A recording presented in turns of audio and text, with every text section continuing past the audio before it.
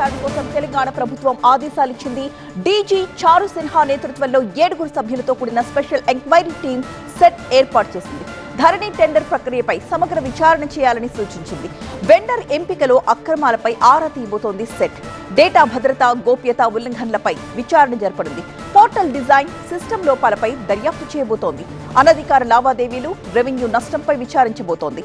విదేశీ సంస్థల ప్రమేయం ఉందా అన్న కోణంలో కూడా ఆరా తీయబోతోంది.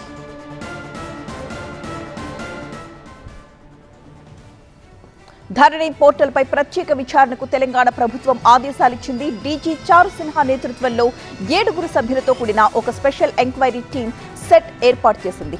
ధరణి టెండర్ ప్రక్రియపై సమగ్ర విచారణ చేయాలని సూచించింది.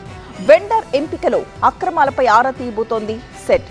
డేటా భద్రత, గోప్యత ఉల్లంఘనలపై విచారణ జరపనుంది. పోర్టల్ డిజైన్, సిస్టమ్ లోపాలపై దర్యాప్తు చేయబోతోంది. అనధికార లావాదేవీలు, రెవెన్యూ నష్టంపై కూడా విచారించబోతోంది. విదేశీ సంస్థల ప్రమేయం ఏవైనా ఉందా అన్న కోణంలో కూడా ఆరా తీయనుంది.